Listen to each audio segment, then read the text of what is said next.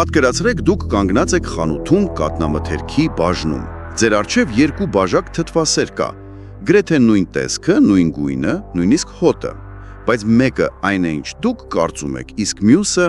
հմուտ դիմակավորված ինքնակոչ է։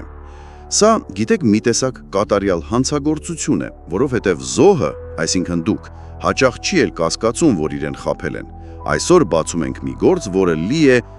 տնտեսական խարդախություններով, լաբորատոր հետաքննություններով և նույնիսկ հոգեբանական հնարքներով։ Այո, մեր գործի նյութերն էլ հենց ձեր տրամադրած աղբյուրներն են, հայկական, ռուսական հոդվածներ, պաշտոնական եզրակացություններ, ու մեր առաքելությունը, այսպես ասած, ձեզ զինելն է դետեկտիվի գործիքներով, որպեսզի հաջորդ անգամ հենց հանցագործության վայրում, սուպերմարկետում դուք ինքներդ բացահայտեք կեղծիքը։ Եկեք սկսենք։ Լավ, յուրաքանչյուր հետաքննություն սկսվում է հիմունքներից։ Նախքան կեղծիքը փնտրելը եկեք հասկանանք ինչ է իսկական, օրիգինալ թթվասերը։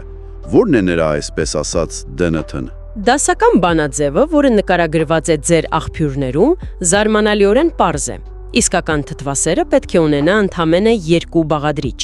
բարձրակորակ սերուցք և մերան, ռուսերեն զակվասկա, վերջ, ուրիշ ոչինչ։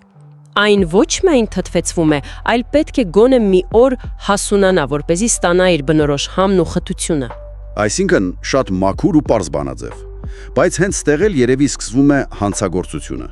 Որն է հիմնական դրդապատճառը։ Դե իհարկե փողը։ Ճիշտ այդպես։ Ամեն ինչ սկսվում է ծախսերը կրճատելու ցանկությունից։ Իսկական քաթնային յուղը թանկ հաճույք է։ Դրա փոխարեն վերցնում են էժան այլընտրանք։ Այո, սկսում են օգտագործել շատ ավելի էժան բուսական յուղեր, արմավի, կոկոսի, սոյայի։ Ու արդյունքում ծնվում է մի մթերք, որը Ռուսաստանի օրենսդրությամբ պաշտոնապես կոչվում է թթվասերային մթերք։ Սմիտաննի պրոդուկտ։ Շատ կարևոր է հասկանալ, որ այստեղ քաթնային յուղի մինչև 50%-ը կարող է փոխարինված լինել։ Եվ սա այն կետն է, երբ հանցագործությունը դառնում է ոչ միայն տնտեսական, այլև հոգեբանական, չէ՞ որ տուփի վրա չեն գրում բուսական յուղով մթերք։ Փոխարենը, ինչպես նշում են ձեր աղբյուրները, նրանք խաղում են մեր ուղեղի հետ։ Այո, սա նեյրոմարքեթինգի շատ պարզ, բայց ցավոք արդյունավետ հնարք է։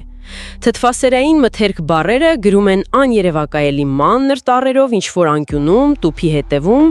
իսկ դիմային մասում վառ գույներով մեծ տառերով։ Գրում են փաղաքշական անուններ։ Հենց դա։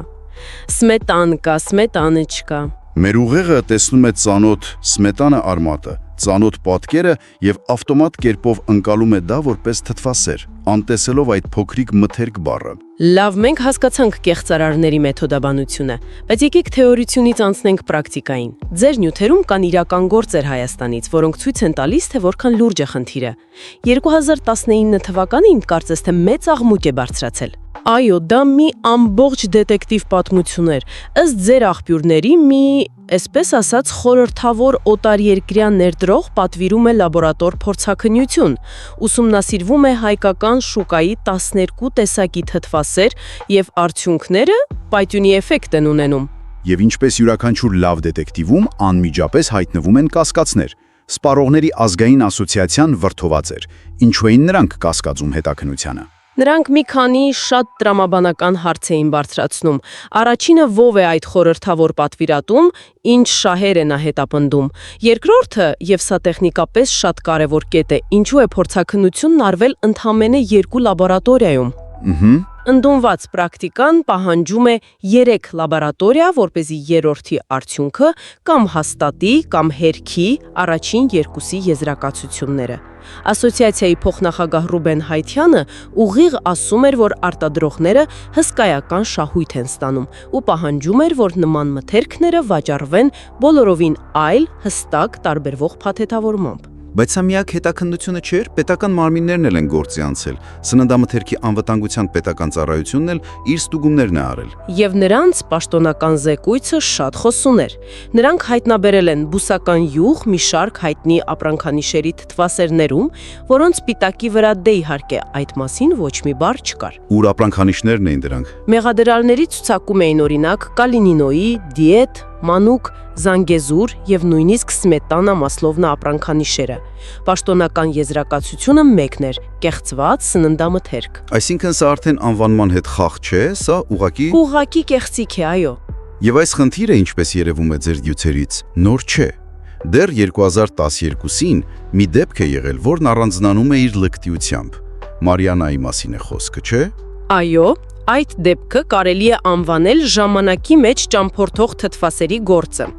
Երևանյան խանութներում հայտնվել էր նրանց արտադրանքը, որի վրա որպես արտադրության ամսաթիվ նշված էր հաջորդ օրը։ Ինչպես թե։ Այսինքն, դու հոկտեմբերի 15-ին խանութում գնում ես թթվասեր, որի վրա գրված է արտադրված է հոկտեմբերի 16-ին։ Սա ուղղակի սպառողին մոլորեցնելու եւ պիտանելիության ժամկետը արհեստականորեն երկարացնելու եւս մեկ ցինիկ փորձ էր։ Լավ, գործի նյութերը տպավորիչ են, մենք տեսանք պրոֆեսիոնալ հետաքննությունները։ Հիմա եկեք զինենք մեր ունկնդիրին։ Ենթադրենք, դուք խանութում եք, ձեր սեփական փոքրիկ հետաքննությունն եք անցկացնում։ Որոնց են այն կարմիր դրոշակները, ապացույցները, որոնց պետք է ուշադրություն դարձնել։ Կամ մի քանի հիմնական հետքեր։ Առաջին եւ ամենաակնհայտ ապացույցը անձնագիրն է, այսինքն անվանումը։ Տուփի վրա պետք է հստակ գրված լինի թթվասեր կամ սմետանա։ Եթե տեսնում եք թթվասերային մթերք, սմետաննի պրոդուկտ կամ նման մի բան, ուրեմն գործն արդեն պարզ է։ Սա այն չէ, ինչ դուք փնտրում եք։ Լավ, ենթադրենք անունը ճիշտ է, թթվասեր։ Դա արդեն բավարար է վստահելու համար, թե սատանան մանրուքների մեջ է թաքնված։ Այսինքն բաղադրության։ Միանշանակ։ Բաղադրության ցանկը կարելի է ասել հարցաքննության արձանագրությունն է։ Ինչպես արդեն ասացինք, իդեալական տարբերակում այնտեղ պետք է լինեն միայն սերուցք եւ մերան։ Եվ վերջ։ Եվ վերջ։ Եթե ցուցակում տեսնում եք հանցակիցների, բուսական յուղեր, կայոնացուցիչներ, օսլա, չորկատ, ապա իմացեք, որ սա կամ ցածրորակ մթերք է, կամ արտադրողը ինչ-որ բան թաքցնում է։ Հաջորդ կետը՝ պիտանելիության ժամկետը։ Ես միշտ մտածել եմ, որ եթե քաթնամթերքը կարող է ինձնից երկար ապրել, ուրեմն ինչ-որ բան այն չէ։ Ձեր դետեկտիվի բնազդը ճիշտ է աշխատում, իսկական կենթանի թթվասերը երկար կյանք չունի, առավելագույնը 14 օր։ Եթե տուփի վրա տեսնում եք ամիսներ տևող պիտանելիության ժամկետ, դա միանգամից պարզ է դարձնում, որ գործի մեջ կոնսերվանտներ կան։ Լավ, բայց սրանք բոլորը նախնական ստուգումներ են։ Ենթադրենք մենք արդեն գնել ենք կասկածյալին ու բերել տուն։ Բացում ենք տուփը։ Ինչը պետք է մեզ զգուշացնի։ Առաջին հայացքը։ Որակյալ թթվասերի մակերեսը պետք է լինի հարթ, համասեռ եւ որ ամենակարևորն է փայլուն, թեթևակի քրեմագույն երանգով։ Փայլուն։ Այո, փայլուն։ Եթե մակերեսը անփայլ է, խամրած, կարծես թղթի կտոր լինի, մեծ է հավանականությունը, որ մեջը օսլա կամ այլ խտացուցիչներ են ավելացրել արհեստական խտություն ստանալու համար։ Եվ վերջապես հասանք ամենահայտնի թեստին՝ գդալի թեստին։ Այն հին կարծրատիպը, թե լավ թթվասերի մեջ գդալը պետք է կանգնի։ Ձեր աղբյուրները պնդում են, որ սա արդեն հնացած մեթոդ է։ Բացարձակապես, դա հին ոչ արդիական դետեկտիվ մեթոդ է։ Ժամանակակից հանցագործները, այսինքն արտադրողները, վաղուց սովորել են շրջանցել այն։ Ժամանակակից խտացուցիչները հեշտությամբ կստիպեն գդալին կանգնել նույնիսկ ամենաանորակ մթերքի մեջ։ Այսինքն դա ապացույց չէ։ Ոչ, շատ ավելի հավաստի է լցնելու թեստը։ Փորձեք գդալով վերցնել ու լցնել մի տարայի մեջ։ Իսկական թթվասերը պետք է ընկնի ստեղծելով փոքրիկ բլրակ, որից հետո մակերեսով դանդաղ ալիքներ են տարածվում մինչև հարթվի։ Իսկ կեղծվածը ինչպես կպահի իրեն։ Կեղծվածը կամ գնդիկների պես կընկնի ու կմնա այդպես, կամ էլ ջրի պես միանգամից կտարածվի, կախված թե ինչ խտացուցիչ են օգտագործել, բայց այն երբեք չի ստեղծի այդ բնորոշ գեղեցիկ բլրակն ու ալիքները։ Այսիսով սպառողը պետք է անընդհատ զգոն լինի, անընդհատ հետաքննություն անցկացնի։ Բայց ինչ է անում համակարգը։ Արդյոք կարգավորող մարմինները, ոստիկանությունը փորձում են կանխել այս հանցագործությունները։ Փորձեր իհարկե կան։ Ռուսաստանում օրինակ 2019-ից պարտադրել են հստակ նշել, որ մթերքը քաթ պարունակող է։ Սակայն ձեր աղբյուրներից մեկում նկարագրված է մի շատ ավելի հետաքրքիր, կարելի է ասել, նորարարական լուծում, որն առաջարկվել է Հայաստանում։ Նրանք փորձում են փոխել հենց խաղի կանոնները։ Այսինքն ոչ թե պարզապես պիտակների վրա տառերն են մեծացնում, այլ մի ամբողջ համակարգ են փոխում։ Ինչ շատ հետաքրքրեց, ինչ լուծում է դա։ Դե ՀՀ կառավարությունը որոշում է ընդունել ներդնել գունային մակնշման համակարգ։ Գաղափարը հանճարեղության չափ պարզ է։ Միայն բնական քատնային յուղով պատրաստված թթվասերը կստանա կանաչ գունանշում եւ խանութում կդրվի կանաչ գույնով նշված դարակի վրա։ Իսկ բուսական յուղերով պատրաստված մթերքները։ Դրանք կստանան նարնջագույն գունանշում եւ կդրվեն նարնջագույն դարակի վրա։ Սա թույլ է տալիս սպառողին առանց անգամ պիտակը կարդալու մի հայացքով Ինչպես լուսացույցի գույներով։ ճիշտ այդպես կողնորոշվել, կանաչը ճանապարհը բաց է, նարնջագույնը ուշադրություն, սա այլ տեսակի մթերք է։ Սա պայքարը տեղափոխում է վիզուալ դաշտ, որտեղ խաբելը շատ ավելի դժվար է։ Այսպիսով, եթե ամփոփենք մեր հետաքննությունը, կարող ենք ասել, որ սա պայքարը ոչ թե բուսական յուղերի դեմ, այլ խաբեության դեմ։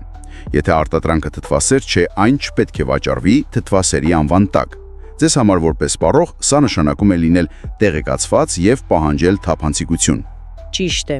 Մենք բացեցինք այս փոքրիկ թվացող, բայց շատ խորը գործը։